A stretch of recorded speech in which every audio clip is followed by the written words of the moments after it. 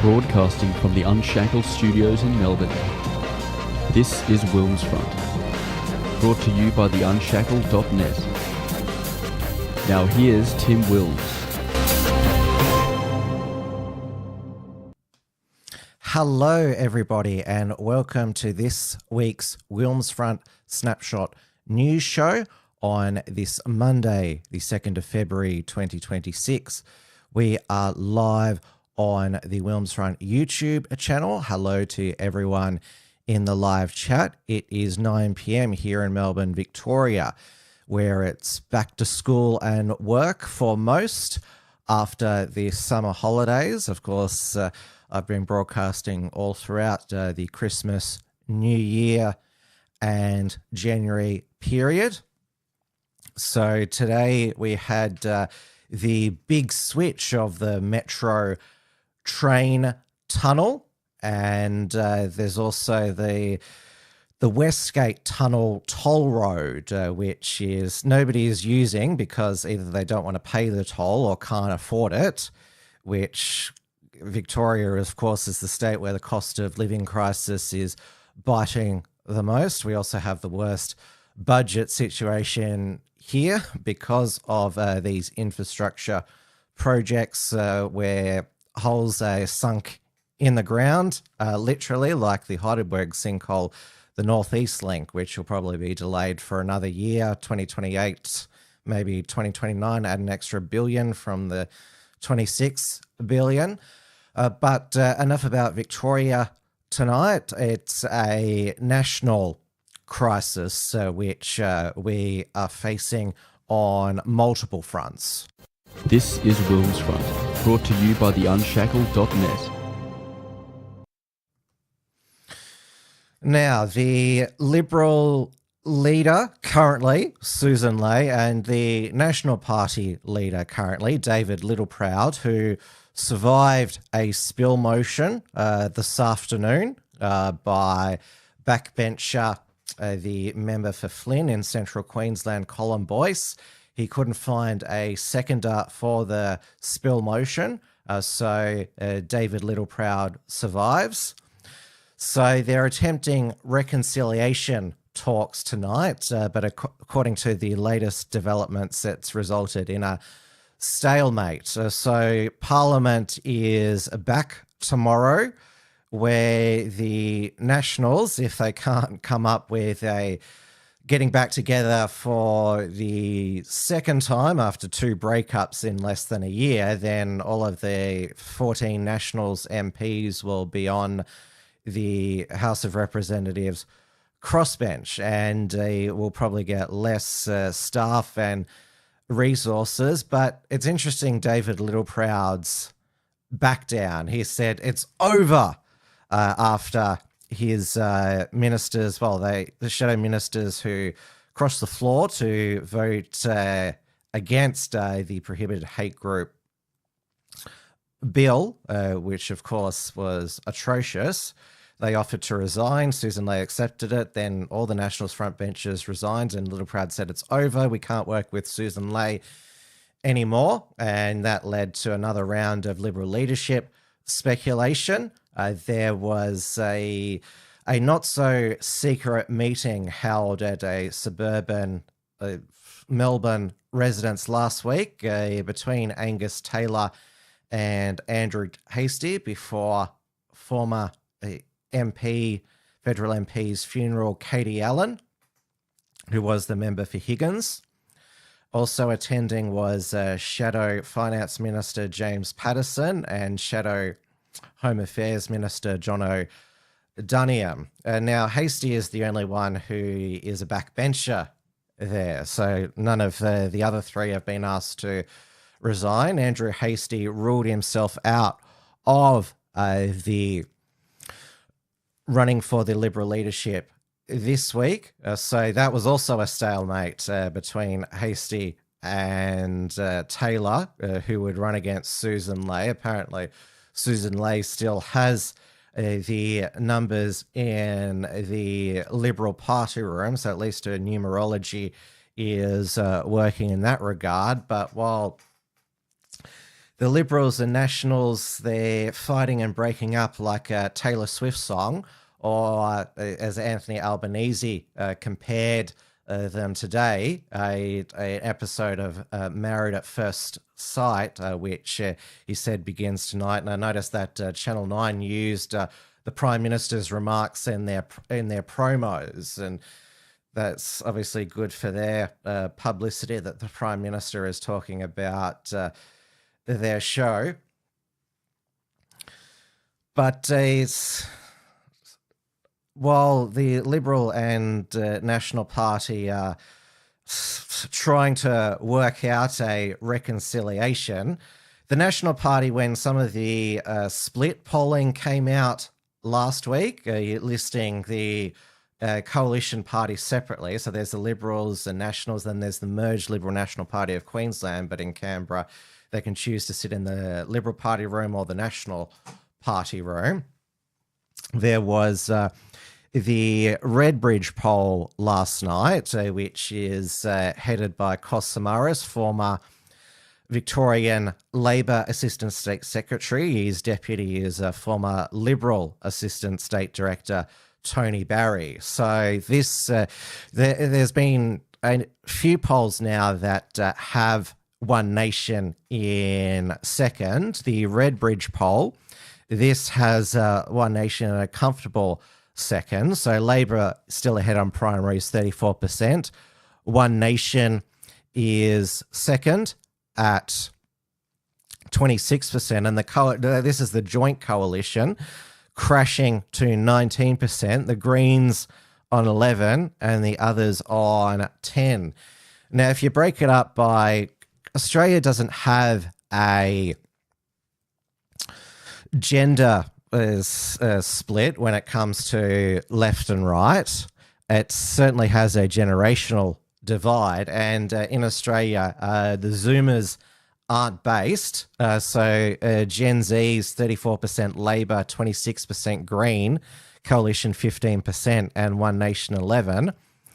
My generation, Millennials, Labor is at 33%, Coalition second at 23%, One Nation at 18%, the Greens still at 17%, but it's the Gen Xers and baby boomers where One Nation is at 35%, Labor is at 33 and 35%, and among Gen Xers, the Liberals at 12%, Coalition, I should say, and baby boomers 21%.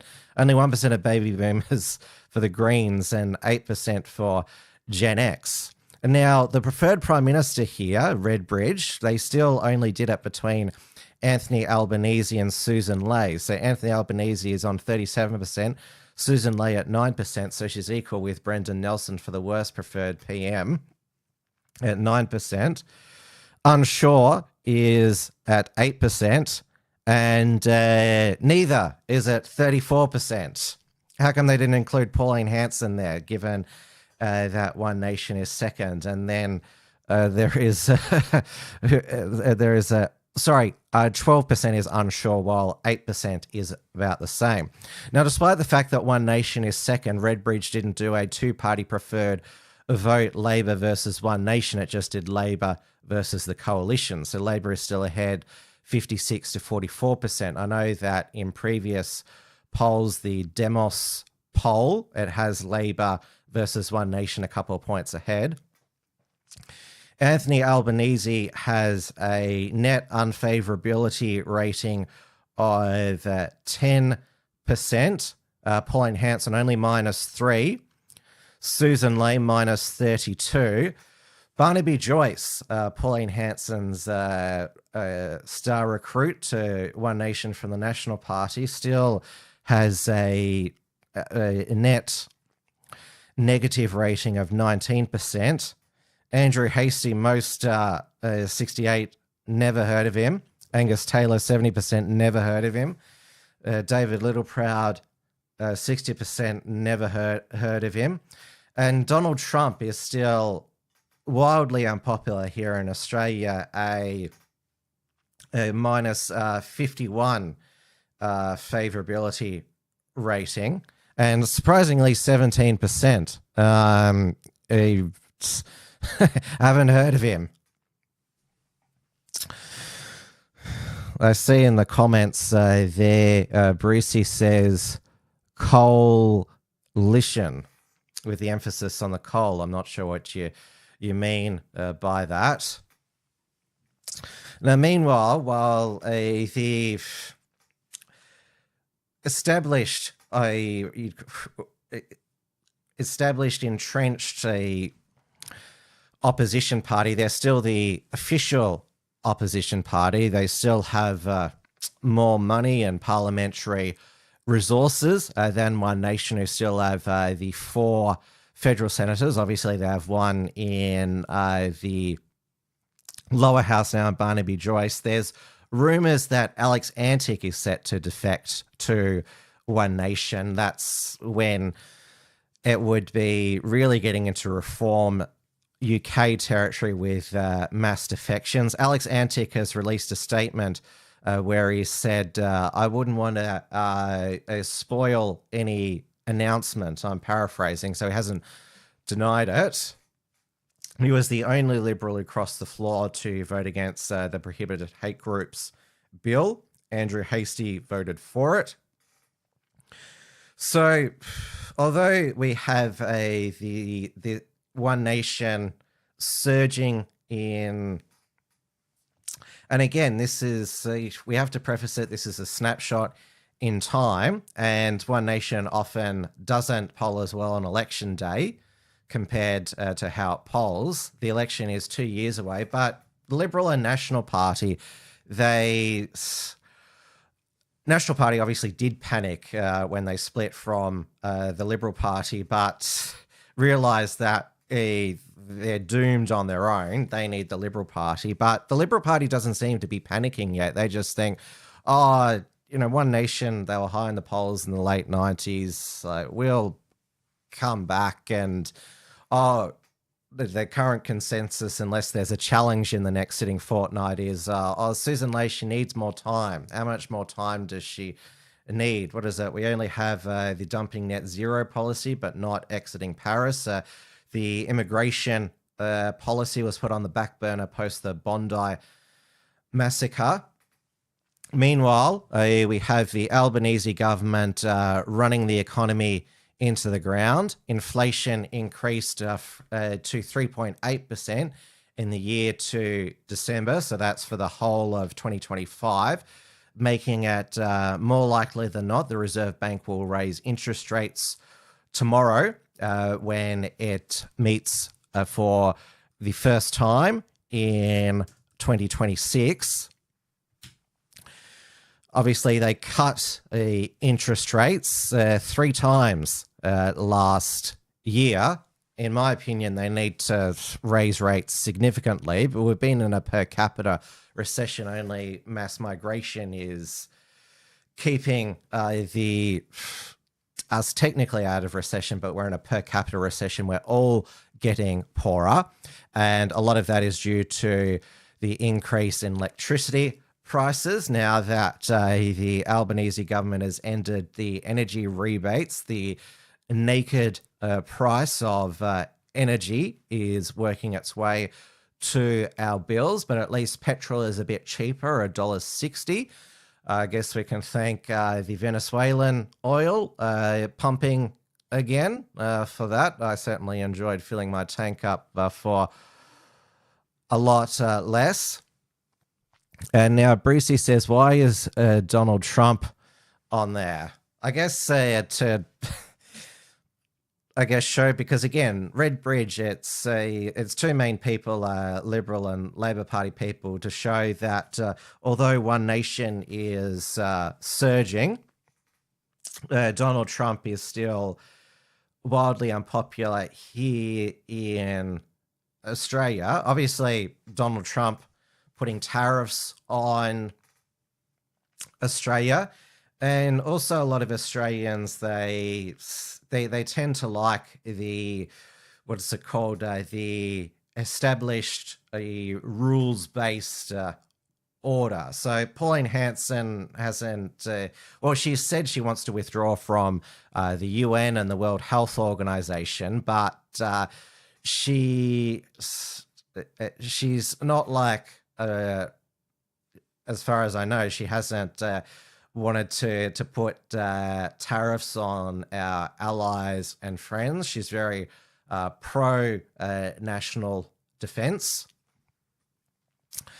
David Smith says, orange man bad, orange clown woman good. I'm pretty sure that Pauline Hanson now does, she's 71 years old.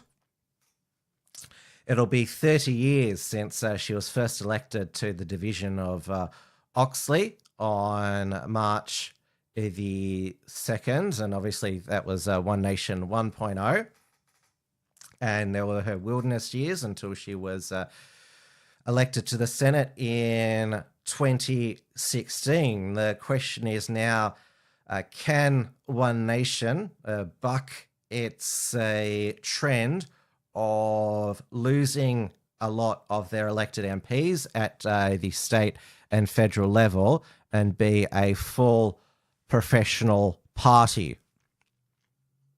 This is WilmsFront, brought to you by the Unshackled.net.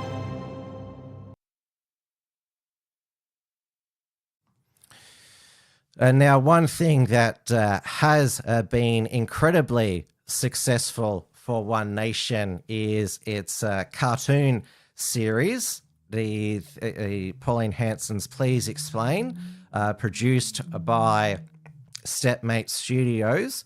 Now, they disappeared during 2025, including the federal election, and that is because Pauline Hanson announced that it would be a feature-length movie, a super progressive movie. Now, it was actually Pauline Hanson's chief of staff, James Ashby, who made the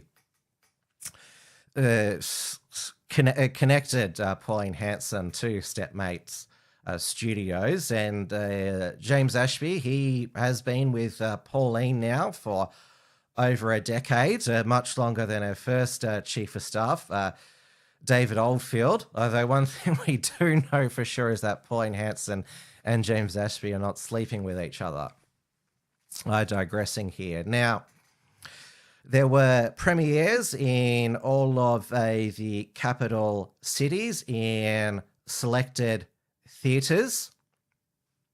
You can purchase it from the Super Progressive Movie website for $14.99. Now, of course, it was in Melbourne where, of course, there was the biggest protest outside of the cinema, which was Village Cinemas in Crown, who originally cancelled the premiere until they reversed it and it proceeded. But like when Pauline Hanson came down for the Put Australia First rally and the One Nation fundraiser, the leftist mob in Melbourne, I remember their chants in the past has been, "You'll always lose in Melbourne," saying that they run this town. I'm surprised they don't say "you'll always lose in Naarm," since that's what they always call it. Now, it's interesting that Naarm is, it was the centerpiece of the dystopian setting for the opening of a super progressive movie, but I couldn't make the premiere, but this is how it transpired. So we just heard back with all relevant data now verified, including talent, attendance, content specifications, delivery formats and event requirements. We can confirm that the booking will proceed. The screening and associated Q&A take place tomorrow evening are now formally confirmed. Which is awesome. So, fantastic. That's great. So, first things first, we need to get an email out to the 600 people that it is not actually cancelled anymore. So they've got plans, they've got everything going on. We need to make sure that they uphold, because Oh, we did it! We did it! All eight. Don't back down. Never back down. Okay. That was you. That was 100% you. That was 100%. That It's a phone team. call that you had where you told them that stuff, yes, we're coming. These people have paid their money. They've organised babysitters. They've flown in from all over the country for this event. Yeah, I know. That phone It's call, about the people I know. And I once she want them to heard back that, down. she backed down completely. Anyway. Airport, Pauline Hanson arrived for tonight's local premiere of a controversial film. But it was almost a no-show after Village Cinemas at Crown cancelled the screenings. Then, last night, a backflip. Are now formally confirmed. I said, well, I'm sorry, I'm not telling anyone it's cancelled. I'm going to I will be there tomorrow night. I wasn't going to budge. And that's exactly how I run the country. Whether it's crime, whether it's illegals in the country, people getting fair go, I wouldn't budge on it because I don't give in to these threats and the bullying. A super progressive movie is an anti-woke take on Australia and its politics. But what would I know? I'm just a dumb white guy. My opinion doesn't matter.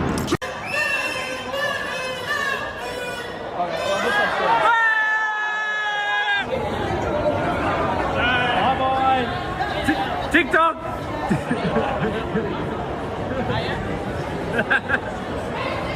What'd you do it after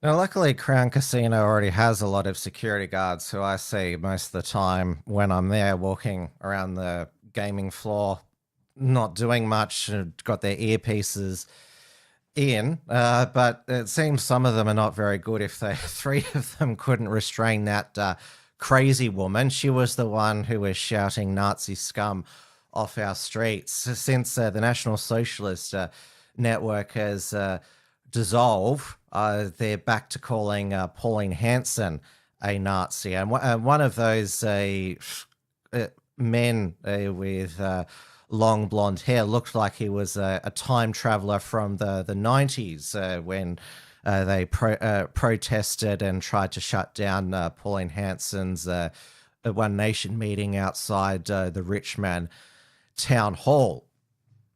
So Pauline Hanson is known for quite a while, 30 years, what a basket case Melbourne is.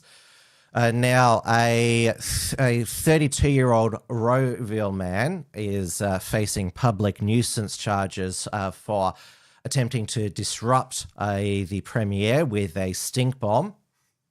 Obviously, there are a lot of bombs released in theatres. I mean, box office stinky bombs. But a super progressive movie. All the tickets were sold out to the premiere. I'd like to know how it's selling on the website as well. We do know that one of the songs from the movie, Holly Valance's re-lyriced "Kiss Kiss XX Female Chromosome My Ass," where she is playing this a biological male who you can see the hair hair sticking out, who sings that they're a biological woman. That went to number 1 on the Australian iTunes charts before it was removed. But Pauline Hanson announced, thanks to Kyle and Jackie O, who she's regularly on their program, got it back on Apple Music. So good on Kyle and Jackie O for standing up for free speech. She's been doing a lot of the podcast scene as well. Carl Stefanovic, she was the first guest on his podcast, and Two Worlds Collide. Not sure if WilmsFront is big enough for her to come on. Obviously, I couldn't speak to her at the Put Australia First rally because of that cage that she was enclosed in. But it's the disruption and intimidation that we saw from those protesters in Melbourne, along with the renewed hit pieces on One Nation, shows that the mainstream media, the political class, the academia, and of course the activist class, they're really scared about One Nation again. And yes, I know that there is a lot of people in the comments here who they call One Nation a boomer party, but it is still the most viable nationalist party there is, and that's why a lot are jumping on the bandwagon now, including former adversaries. These people have dug up what Barnaby Joyce said about Pauline Hanson a decade ago, and it's been just announced that Cory Bernardi, of course, founded as the unsuccessful Australian Conservatives Party. I remember somebody said when he launched the party, the last time a guy named Cory started a party, it didn't end well, which was prolific. So Cory Bernardi earlier this week announced that he had joined One Nation. He's now going to be their Senate candidate for the next South Australian federal election. So there definitely seems to be, although people have had their disagreements in the past, they are now jumping on the bandwagon, if you want to call it that. But this is the best moment for the dissident right, the nationalist right, to be united. And Pauline, being a kosher nationalist, literally, is a good thing, because it's going to make it much harder for Tony Burke to prescribe One Nation as a prohibited hate group. Now, Pauline Hanson, if she did run the country, she certainly would not be sending another $50 million over to Afghanistan. So did anyone see this? So a further $50 million in humanitarian support for the people of Afghanistan to address the deteriorating situation there. I thought they wanted to be governed by the Taliban, and so shouldn't it be the responsibility of the government that they wanted there to provide for them? And so that means that we've spent $310 million in Afghanistan. Of course, it doesn't go to the people at foreign aid. It all goes to the government. And also, so here we have here, there is still also going to be probably more visas being granted to people in Afghanistan as well. Also, under if Pauline Hanson ran the country, there would be no Australian Human Rights Commission, let alone a race discrimination commissioner, who is currently Gurdaharan Sivaraman, who has his national framework to ending racism between 5 or 10 years, and he wants to basically mold the next generation as anti-racist from birth. Now, he was born in India, migrated here. And so according to his CV, he used to be a lawyer with Maurice Blackburn, which is a Labor affiliated law firm, has an ambulance chaser reputation. And he also was the chair of Multicultural Australia from 2021 to 2024.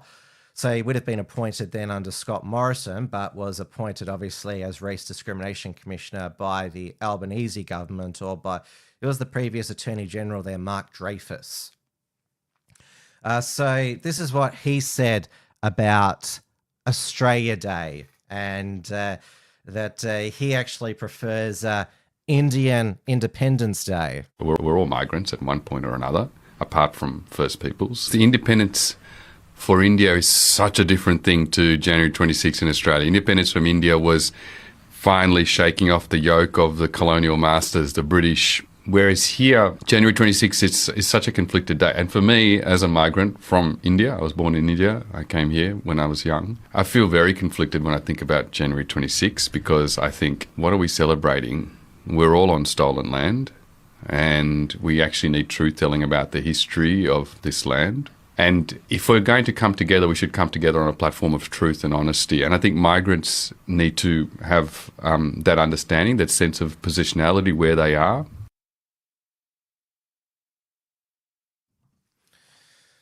So that was on the SBS's Spice podcast there. Now, he earns $400,000 a year from the taxpayer. If we're on stolen land, is he paying the rent, giving some back to the local Indigenous tribes? I assume if he's on $400,000 a year that he owns his own property, is going to give that land back to the Aboriginals. And if he thinks that Indian Independence Day, or Republic Day, which is also on January 26th, it's more, it feels more special to him than Australia Day, why doesn't he go back to India if he feels more comfortable there? As Pauline Hanson would say herself, if you have a trouble with the flag or people celebrating Australia Day, go back to where you came from. I'll even take you to the airport there. If you remember, in the past, we also had that other Labor-appointed race discrimination commissioner, Tim Supamasani, who I'm not sure if he was born in Laos, but yeah, that's where his family was from. I remember Rowan Dean said on Outsiders, because you're always complaining there was too many white people in institutions. He did it. He did that way before Hamza Yusuf in Scotland. If you don't like it here, then pack your bags and go back to Laos. So they're shockers, these race discrimination commissioners. And now we still have, speaking of Australia Day, we still have Brandon Koshel, who was arrested after his open mic speech at the Sydney March for Australia, where he claimed that the Jews were Australia's greatest enemy. He was arrested and has been remanded for inciting hatred on the basis of race, causing fear. So the judge agreed with the prosecutor that because he had some minor criminal history and was they deemed him to be a member of the former NSN. His risk of reoffending was too great. So he'll be before court, I believe, tomorrow. Hopefully he isn't left to rot, thrown in solitary confinement for 2 months, that Joel Davis is. Now, I'm not sure if you heard the reports of a explosive device thrown into the Perth Invasion Day rally by a 31-year-old suspect. His name has been suppressed by the court, so we don't know his motives or anything. Now, thankfully, it didn't detonate. The fuse, it didn't light. It was full of nails and ball bearings. It's being investigated as a potential terrorist attack. So that was obviously, when I heard about it, that was quite alarming to hear. But also, it's worth mentioning, post Australia Day, the statue smashers, they are still continuing their rampage. So they destroyed in Melbourne the oldest, Melbourne's oldest building, La Trobe's Cottage. None of these vandals and statue smashers have been caught.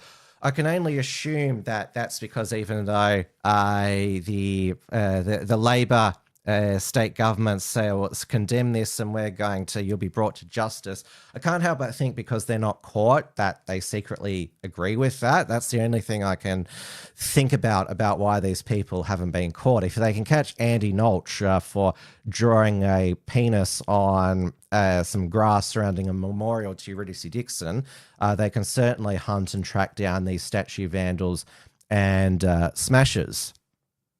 And now it's spread to other states. In St Helens, which is on Tasmania's east coast, its 103-year-old Anzac cenotaph was destroyed. So there's no consequences here. I'm sure I'm not alone. If you decide to smash, vandalize our statues, and particularly if you share the footage saying that the colony will fall, then you should be charged with treason. You want to destroy this country. I mean, this all started when Tarnese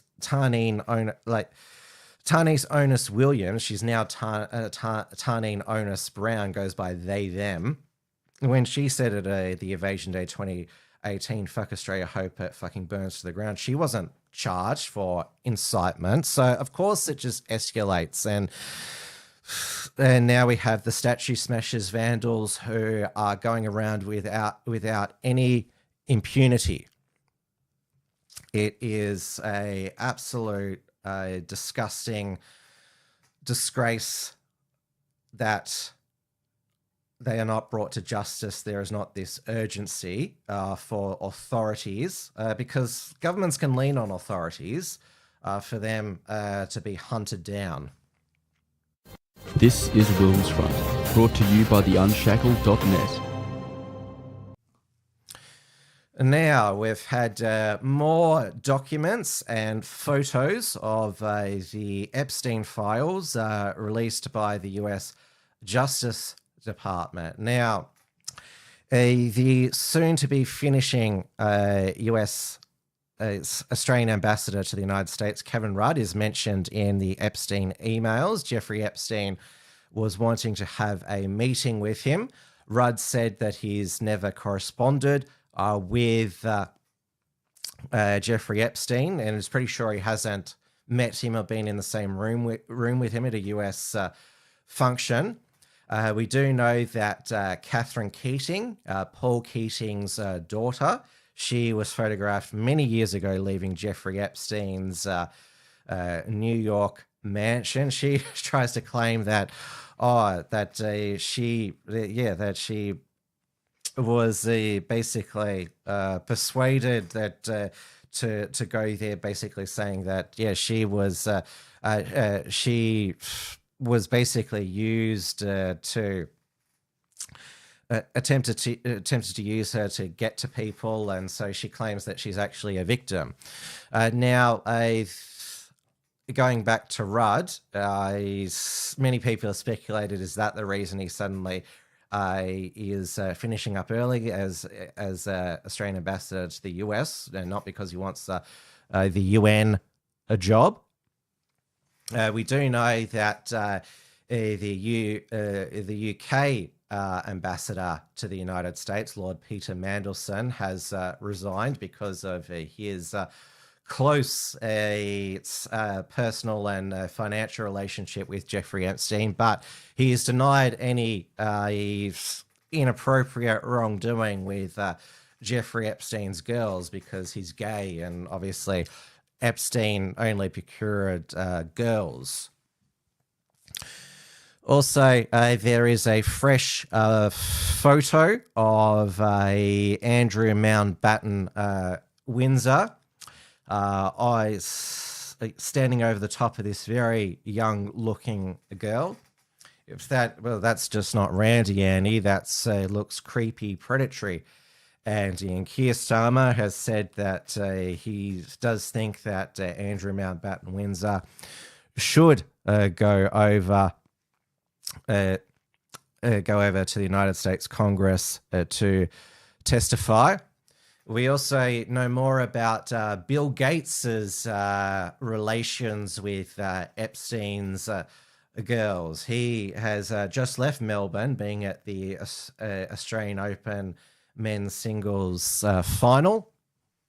So he got an STD from some Russian girls and tried to slip in a STD treatment pill into his now ex-wife Melinda's drink. I think we now know why she left him. Then we have, as you can see, the selfie there between Jeffrey Epstein and Steve Bannon. Steve Bannon was making a documentary about Jeffrey Epstein, interviewed him over heaps of hours, and those tapes are being released, where he dishes the dirt on a lot of what he was up to. We still don't get the smoking gun that he was a Mossad agent, blackmail agent for Israel. And also, it's been revealed that Elon Musk sought to go over to Epstein Island, but that did not happen. I see that Margot Huss is in the chat, has said, who's looking forward to a Israeli President Isaac Herzog's arrival? Well, I feel pretty indifferent to it. I know that Chris Minns and Anthony Albanese have said that they want protests about his arrival to be restricted. Obviously, the president of Israel it's like Governor General's ceremonial role, but the far left protest anything about Israel at the moment. This is WilmsFront, brought to you by the Unshackled.net.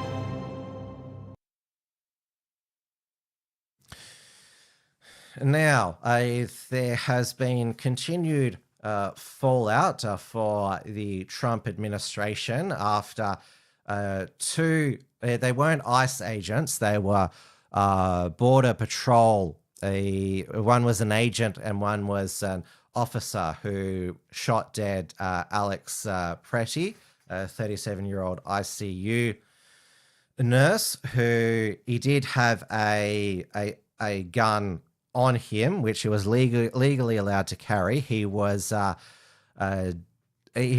disarmed. The gun was he posed no threat to the officers, but was still shot 10 times. We now have the identities of the officers who fired those 10 shots. We don't know who fired the first shot there. And they are Jesus Oka and Raimundo Gutierrez. So very Hispanic sounding names. Now, the one on the left, I don't know if that's Jesus. He looks very, would you say village people, macho man in there. And the one on the right, is that Raimundo? He looks like the Dusty Bogan there with that Mo. So the fact that he was Italian. I'm not sure how in the intersectionality hierarchy who's more, white or European. Is it the Italian or the Hispanics? Of course, the mainstream media did the AI edit to make Alex Pretty look less Italian and more McDreamy, which is why did they need to do that? Now,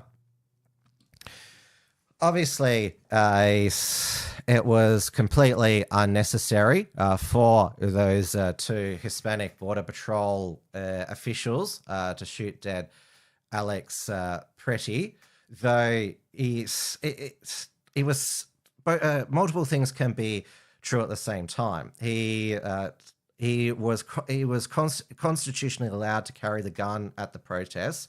So Trump himself, who said he didn't like the fact he had a gun at a protest, that's him actually undermining the Second Amendment. So multiple things can be true at the same time. If you're constitutionally allowed to carry a gun at a protest, he didn't reach for the gun to point at the officers that stayed in his holster. He can also be a leftist piece of shit because there was footage of him kicking an ICE vehicle a couple of weeks beforehand. But it would lead to absolute civil unrest if border agents or ICE agents started shooting and killing every leftist protester who was protesting them. That would just lead to a absolutely state of horrific chaos in the United States. So obviously the shooting death of Renee Good, that was different because it did look like the agent had been dragged by a vehicle before, so she was posing a threat with her vehicle. But Alex Pretty, when he was shot, posed no lethal threat. So as a result, the Trump administration has removed Border Patrol Chief Gregory Bovino from Minneapolis. And a lot of law enforcement commentators said Border Patrol agents, they're not trained to be in those major cities. They're trained to be on the border where these people and drug smugglers. So Trump's border czar, Tom Holman, is being deployed to Minneapolis. Obviously, it is still popular, Trump's mass deportations. And I know that Nick Fuentes is claiming that, Trump's not doing a good enough job.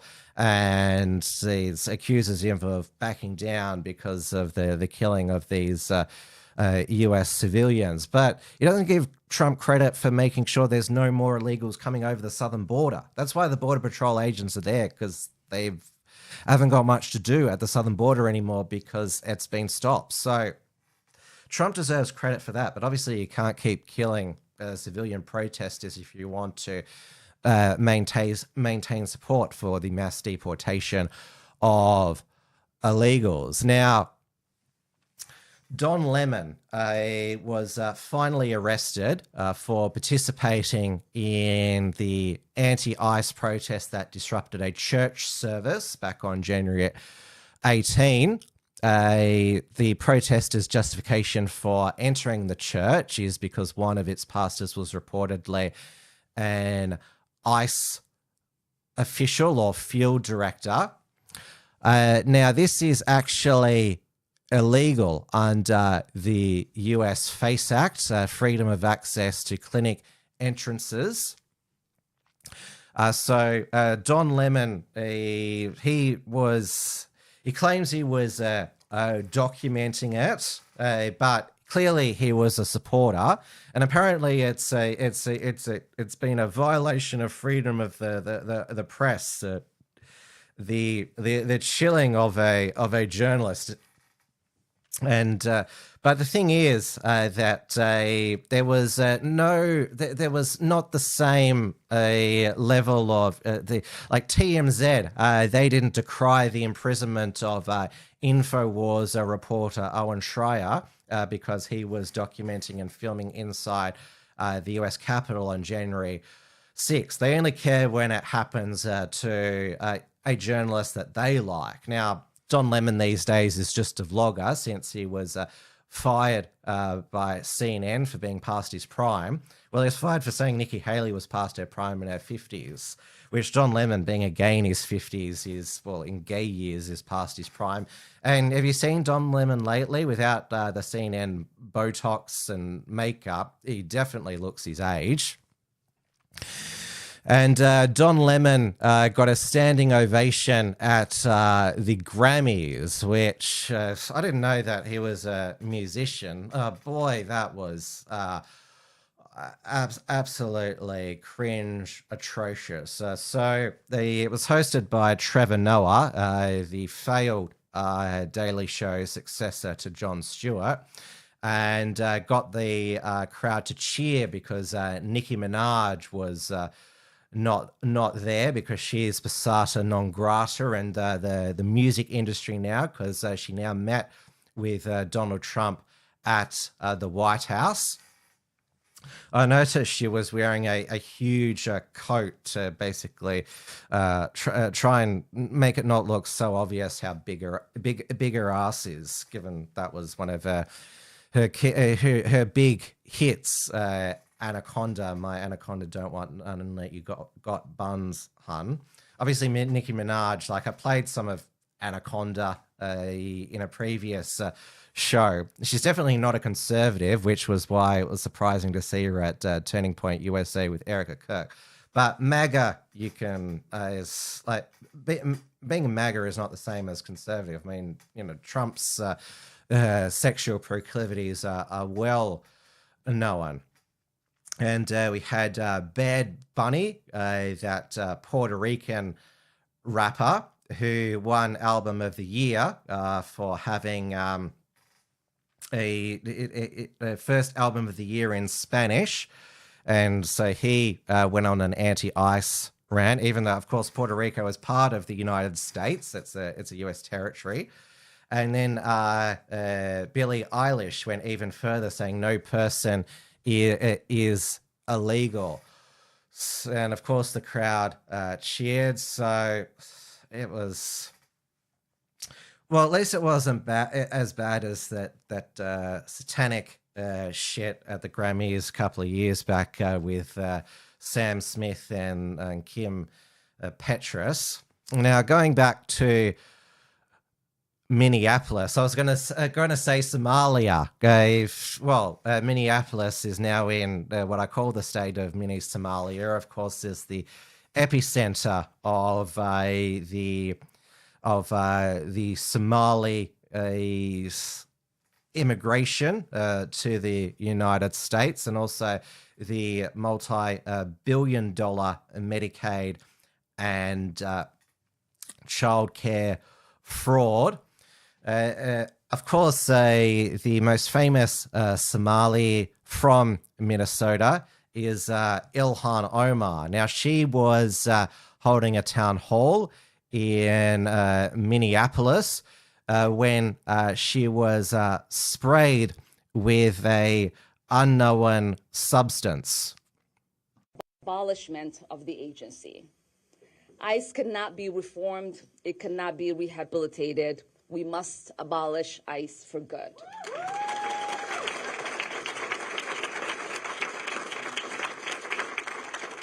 And DHS Secretary Kristi Noem must resign or face impeachment.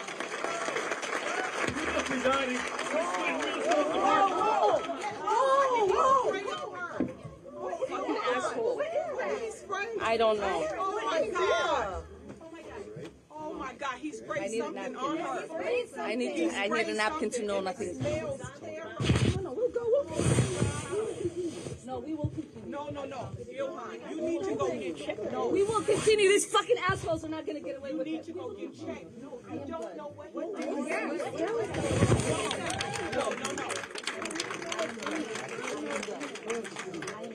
That's whatever it is smells so bad. She needs to go get checked. I don't know that's what that was. That's what they want. Please don't let them know. It's not about him, Ilhan. It's not about him. It's about your safety. No, he sprayed something on you. You need to go get checked. Yeah, and it smells terrible. We're going to keep talking. Just give me 10 minutes. Just give me 10 minutes. I beg you. Please don't let them have the show. Please don't let them have the show. Please don't let them have the show. Here is the reality that people like this ugly man don't understand. We are Minnesota strong, and we will stay resilient in the face of whatever they might throw at us.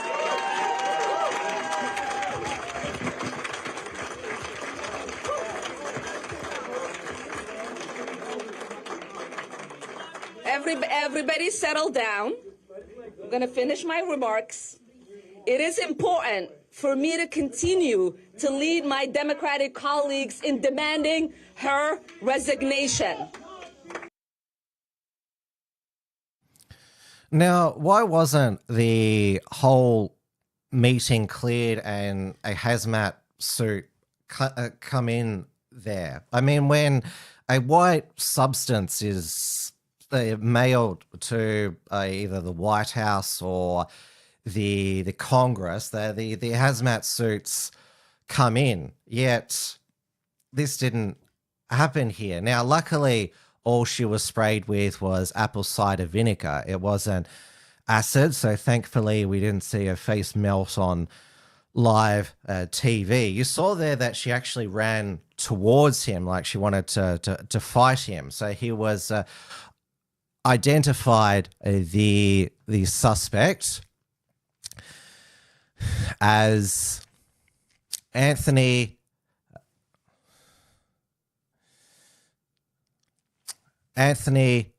Kazimierzak, who was booked on suspicion of third-degree assault and has a history of conservative anti-democrat online posts, prior DUIs, which is drink driving, and reportedly told maybe he might get arrested at a Ilhan Omar event. Now, a lot of people immediately accused her of staging the event. There's no evidence to suggest that it was, but like I said, clearly proper protocols were not followed. Even if she said she didn't want to get checked out, she probably should have got checked out, but thankfully it was just apple cider vinegar. I'm not sure if many of you have seen the AI memes of Anthony Kazimierzak getting a Oscar. The Oscars is the next awards ceremony.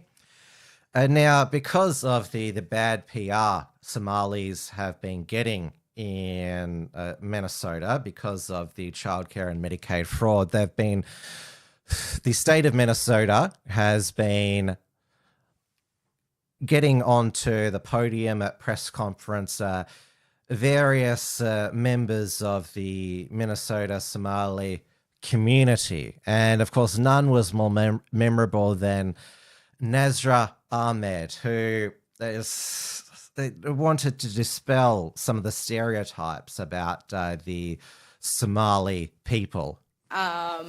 So I'm Somali. I'm proud to be Somali. To me, being Somali isn't just eating bananas with rice. It's a lot. It's like it's an interesting thing. It's very hard to describe what it means to be Somali and what it means to be American. But it's like a cultural fusion. It's kind of like the bananas and rice. You know, people don't really see, like, you know, it's you know, people don't think, oh, you can eat bananas with rice, but that's what it's like to be Somali and American. It's like that combination of banana and rice, but you're gonna get what I mean. Banana and rice sounds bleh. I thought that Ethiopian slops look unappetizing, but yeah, bananas and rice sounds yuck. Though obviously we have more Sudanese here in Melbourne. No, we don't know what Sudanese cuisine is. There's no Sudanese restaurants in town. I don't even know what they eat. I mean, we get told how good's the food. Remember, Peter Malinauskas said that without immigration, the food would be so boring. Yes, Indian curries are nice, Italian food and Greek souvlaki and Lebanese kebabs are all good. But yeah, Ethiopian food, Somali bananas and rice, doesn't look, the food doesn't look good in my opinion. Now, she was supposed to be a representative for the Minnesota Somali community, Nazra Ahmed. What has happened to her now? Well, she's been arrested on suspicion of assaulting federal officials. Now, she doesn't have that head bandage anymore. That looked bizarre. She hasn't got a hijab in her mugshot, but maybe that's what they do in the United States. Even in Minnesota, they take the hijab off. I don't know if they do that here in Australia, but yes. So not only did she not debunk the stereotype about Somalis, but she went and got herself arrested for assaulting federal officials. So yes, Tim Walz obviously has announced he is not seeking a re-election as Minnesota governor. So Amy Klobuchar, who is currently a Minnesota senator, tried to run for president in 2020, is announcing that she's going to run for Minnesota governor. Is because the Republicans did win control of the state Congress, so it's not quite a one-party state yet. But like Australia, demographics is destiny, and even though, like in Australia, One Nation is second, Labor's still first, and with enough preferences is still ahead at the moment. So importing voters, it works for Labor here in Australia, and it works for the Democrats over in the United States. It originally worked in California, now it's working in Minnesota, and they hope to get it to work in Texas as well, particularly since a Texas state seat was flipped from MAGA red to Democrat blue. This is WilmsFront, brought to you by the Unshackled.net. All right, that brings us to the end of the WilmsFront Snapshot news program for this week. Thank you so much for watching once again. Now, I recorded some fresh reports from Tiger Mail with Richard Wollstonecroft over the weekend. I'll get those to you soon. It's just so busy with lots of things at the moment. I will announce that I am going to Thailand for the first 3 weeks of March, so there will be no WilmsFront shows during that time, but I have resumed my Reality Check Radio Wilms report on the breakfast program with Paul Brennan. So that's over at rcr.media/ watch. So I will put the link into the live chat there. And you can see, if I go back to split screen there. So my first Wilms report for the year will be tomorrow. And I will continue with them while I'm in Thailand, because obviously I can still do things where other people broadcast and record them, but not myself. But I will do some vlogs and other commentary while I am over there. I am going to stay safe over there. I've got a local tour guide, so hope to have a good break over there. But obviously for the whole of February, I'll continue to bring you whatever breaks here in Australia and across the world. Have we got any other updates here about whether the coalition's back together? No, there's not. So we'll see what happens tomorrow with interest rates and with the coalition. And, well, if One Nation has any more surprise defectors. Good night, everybody. Stay safe. Stay free. And also stay cool, because still summer scorches out there. Good night, everybody. Thanks for tuning in to WilmsFront. Visit timwilms.com to view the archive of episodes, and keep visiting theunshackled.net to view all our shows, and to keep up with the latest real news and